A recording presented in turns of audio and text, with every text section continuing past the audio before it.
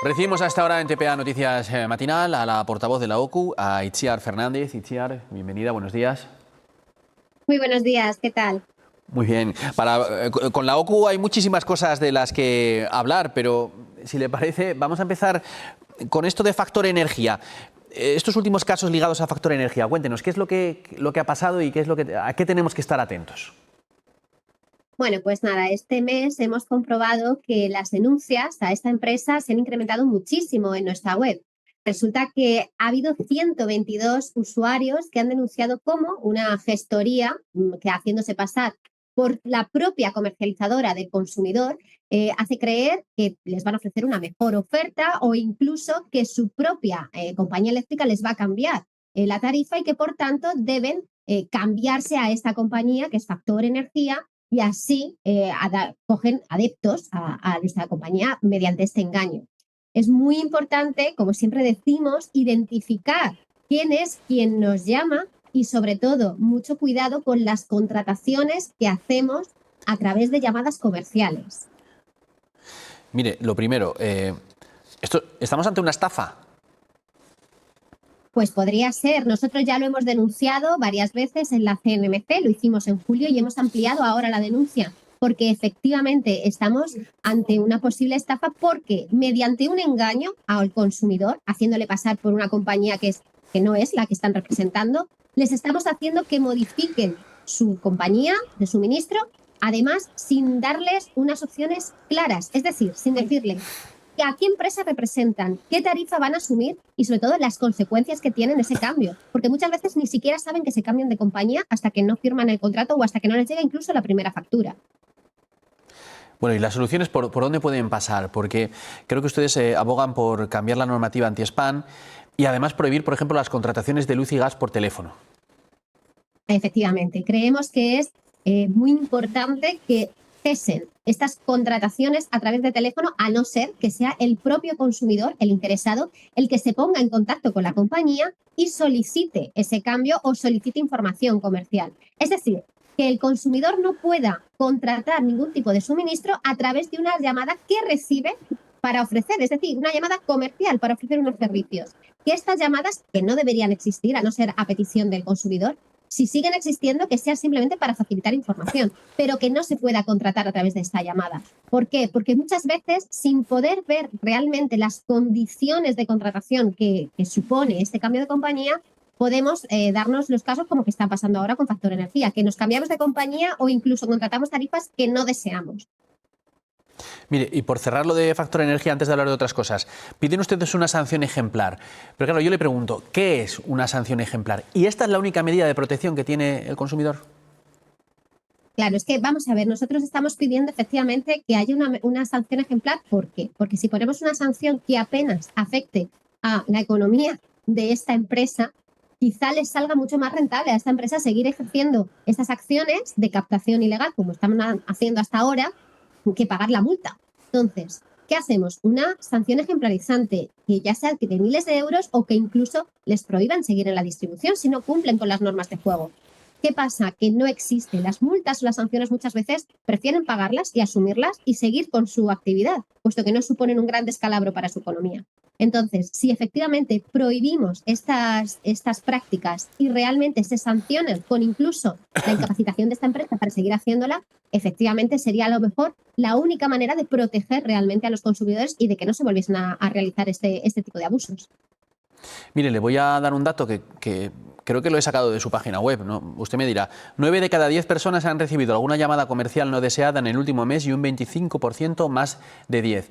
Y claro, yo pensaba que esto ya no se iba a hacer, que ya no iba a pasar más.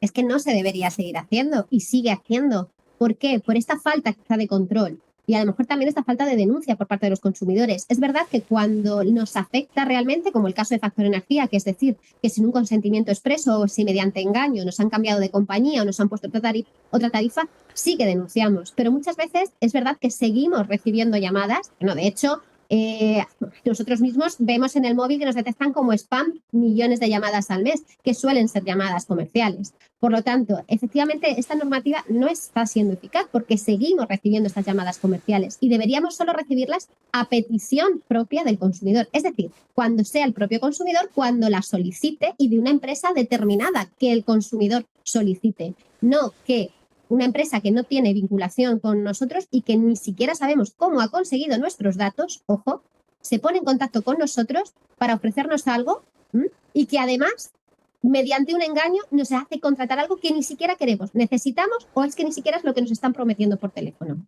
Ojo. Claro, yo voy reflexionando, ¿no?, mientras usted habla y pienso, al final nosotros mismos somos culpables porque no actuamos. ¿Cómo podemos actuar? ¿Cómo podemos frenar esto? Pues lo primero, cada vez que recibamos una llamada comercial, decir que no quieren contratar absolutamente nada y no dar más pábulo. Es decir, le llamo ¿de dónde? ¿De dónde me llaman?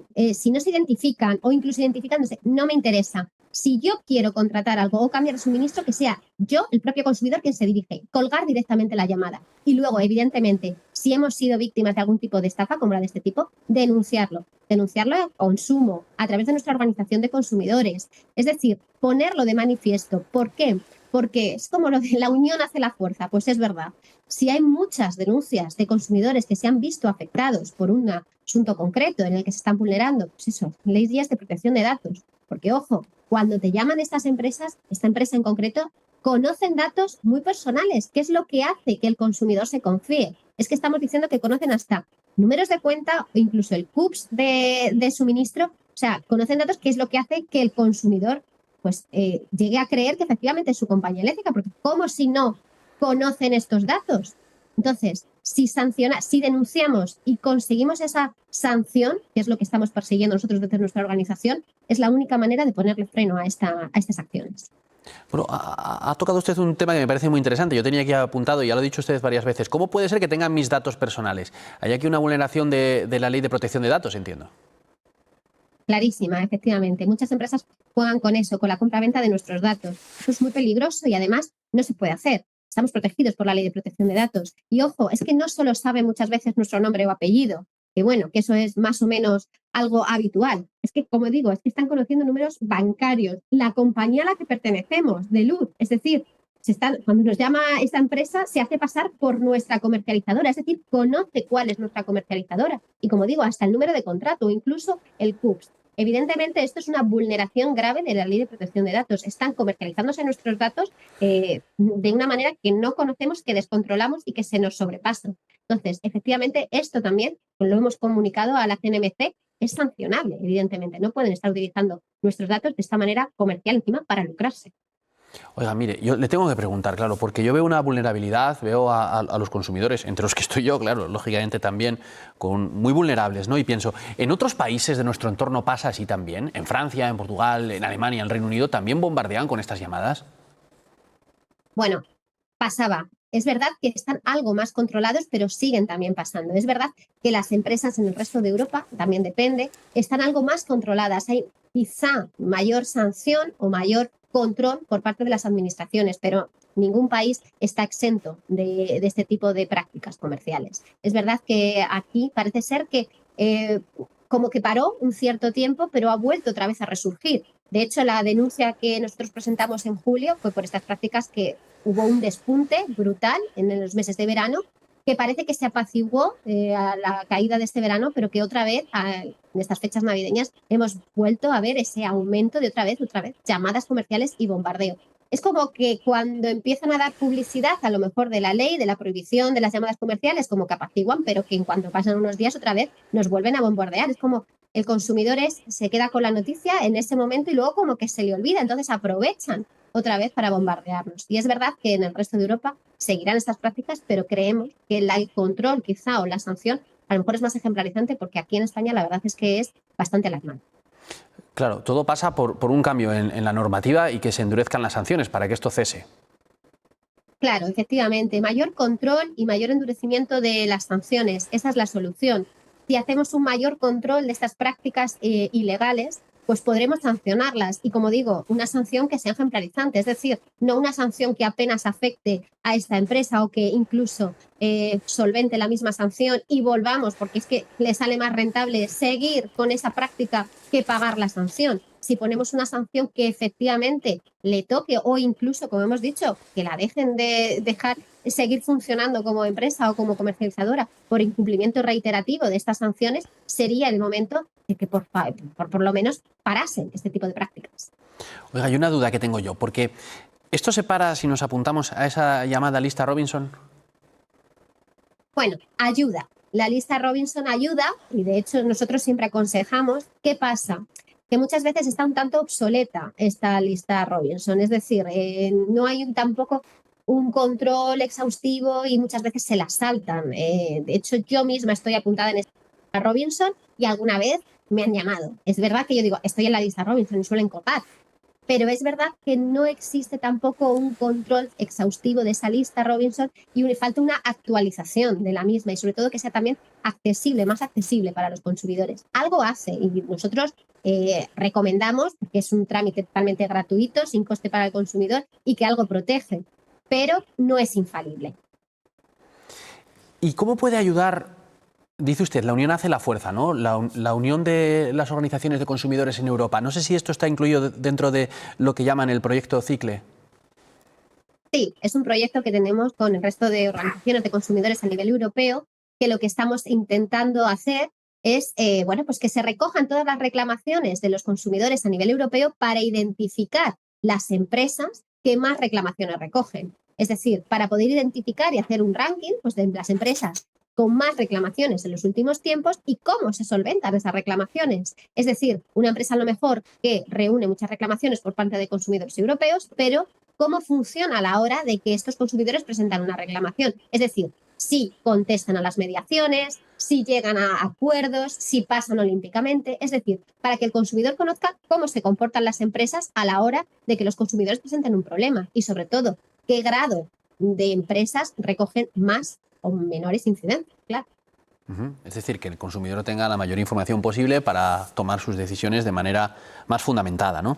Y mire, la última, las quejas de los consumidores, las principales son estas, las llamadas telefónicas o los negocios, podríamos decirlo así, telefónicos, o son otras.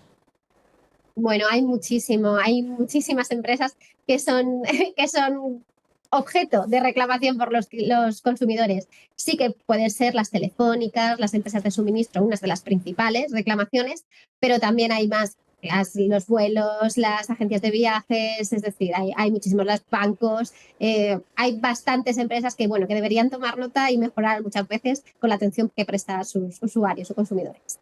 Bueno, y para los consumidores, los que tengan dudas, ya lo saben, pueden acudir a la OCU para buscar ese asesoramiento y ayuda con gente como Itziar Fernández, que es su portavoz. Muchas gracias por arrojarnos algo de luz sobre este tema que a veces es tan cotidiano pero tan desconocido. Gracias. Muchísimas gracias a vosotros. Un abrazo.